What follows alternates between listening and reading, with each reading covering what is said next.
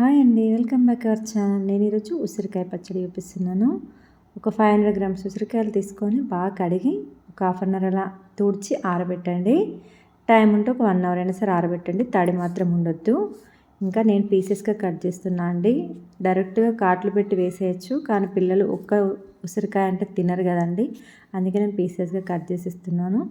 ఇంకా ఆ గింజతో కూడా కొంచెం తోలు ఉంచి అవి కూడా వేసేస్తున్నాను. అలా అన్నీ కట్ చేసి పెట్టేసుకున్నాను. ఇప్పుడు ఒక ప్యాన్ తీసుకొని 1 స్పూన్ మెంతులు, 1 స్పూన్ జీలకర్ర, ఏ స్పూన్తో అయితే మెంతులు జీలకర్ర తీసుకున్నానో అదే స్పూన్తో 3 టేబుల్ స్పూన్ ఆవాలు తీసుకుంటున్నా. ఇవన్నీ కొంచెం ఫ్రై చేయాలండి. ఆవ పొడి వీలైతే ఉసిరికాయ పచ్చడి పెట్టండి. ఇప్పుడు ఈ సీజన్ కదా అండి, హెల్త్కి చాలా మంచిది, మంచి డైజెషన్ అవుతుంది. ఇంకా సీజన్ అయిపోతుంది, వీలైతే పెట్టుకోండి, పెట్టని వాళ్ళు. ఓకేనండి. ఇప్పుడు ఇవన్నీ బాగా ఫ్రై అయిన తర్వాత చల్లారిన తర్వాత మిక్సీ బట్టి పక్కన పెట్టుకుందాం. ఇప్పుడు అదే గిన్నెలో ఆయిల్ తీసుకుంటున్నా అండి. అంటే 1/5 kg అంటే పావు కేజీ, ఒక పొడుగు గ్లాస్ టీ గ్లాస్తో తీసుకుంటే పావు కేజీ ఆయిల్ అవుతుందండి. ఇప్పుడు ఫ్రై చేసుకుందాం. ఒక 10 minutes అలా ఈ ఉసిరి ముక్కల్ని ఫ్రై చేసుకోవాలండి. నేను ఇలా ఉసిరికాయల గింజలు కూడా పడేయకుండా ఇలా ఫ్రై చేసుకోండి. ఇంకా ఫ్రై చేద్దాము. ఒక 10 minutes అలా కలుపుతూ ఒక పీస్ని ఇలా అంటే చూడండి కట్ అయిపోయింది కదా. ఇప్పుడు చాలు, అంతవరకు ఫ్రై చేసి ఇంకా పక్కన పెట్టేసుకుందాం. ఒక ప్లేట్లోకి తీసుకొని ఉసిరి ముక్కలన్నీ కొంచెం చల్లారనివ్వాలండి. చల్లారే వరకు మనం మసాలా రెడీ చేసుకుందాం. ఒక 200 గ్రామ్స్ సాల్ట్, 250 గ్రామ్స్ కారం, గిన్నె కొలతలతో తీసుకున్నానండి. ఒక గిన్నెకి 3/4 కప్పు సాల్ట్ తీసుకున్నాను.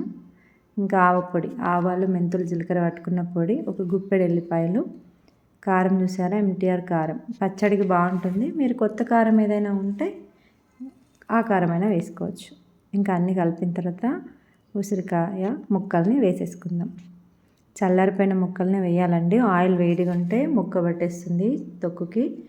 ఇంకా పోపు పెట్టేస్తున్నా. అదే ఆయిల్లో మనం ఉసిరికాయలు ఫ్రై చేసినాం కదా ముక్కలు, అదే ఆయిల్లో 1 స్పూన్ ఆవాలు, 1/2 స్పూన్ జీలకర్ర, కొంచెం కచ్చపక్కగా దంచిన ఒక 10 ఎల్లిపాయలు ఫ్రై చేసుకోవాలి. కరివేపాకు అండి, కొంచెం ముందే ఉసిరికాయలు కడిగినప్పుడే కరివేపాకు కడిగి ఆరబెట్టుకొని వేయాలి. పదన ఉండద్దు కరివేపాకు కూడా, అదొకటి చూసుకోండి. ఇంకా కొంచెం క్రిస్పీగా ఫ్రై అవ్వాలి కరివేపాకు. క్రిస్పీగా ఆప్షన్ అండి, మీకు ఇష్టం ఉంటే వేసుకొని లేకపోలేదు, కానీ తినేటప్పుడు కరివేపాకు తగిలితే చాలా బాగుంటుందండి ఈ పచ్చళ్ళలో, అందుకే నేను వేసాను. ఇంకా అన్నీ బాగా ఫ్రై అయిన తర్వాత స్టవ్ ఆఫ్ చేసేసుకోవాలి. స్టవ్ ఆఫ్ చేసుకొని ఒక 50% ఆయిల్ చల్లారిన తర్వాతనే పసుపు వేసుకోవాలండి, లేదంటే పసుపు మాడిపోతుంది. ఇప్పుడు మనం పోపు ఉసిరి ముక్కలో కలిపేసుకుందామండి. ఇదిగో పోపు మొత్తం చల్లారిన తర్వాతే పచ్చళ్ళలో కలుపుకోవాలండి, అంతే. ఇప్పుడు నిమ్మరసం, ఇంత సైజు నిమ్మకాయలు 2 నిమ్మకాయలు పడతాయండి. ఇంత సైజు నిమ్మకాయలు తీసుకున్నా నేను. ఇప్పుడు నిమ్మరసం కలిపేసుకుందాం. తొక్కు బాగా కలుపుకొని నిమ్మరసం వేసుకోవాలండి. మొత్తం ఒకసారి మిక్స్ చేసేసుకొని నిమ్మరసం కూడా వేసేసుకొని చూడండి, 2 నిమ్మకాయల రసం వేసేస్తున్నాను.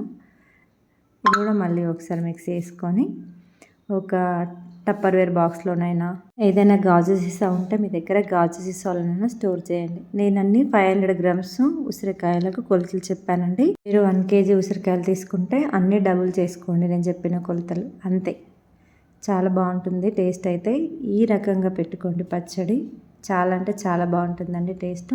మీకు 2 days తర్వాత మంచిగా పచ్చకి ఆవ పట్టుకుంటుంది కదండి, ఊరుతుంది కదా, ఆ వీడియో కూడా షార్ట్ వీడియోలో చూపిస్తా. ఇలా కొంచెం పెద్ద సీసా, కొంచెం చిన్న సీసాలో 2 సీసాల్లో స్టోర్ చేశానండి.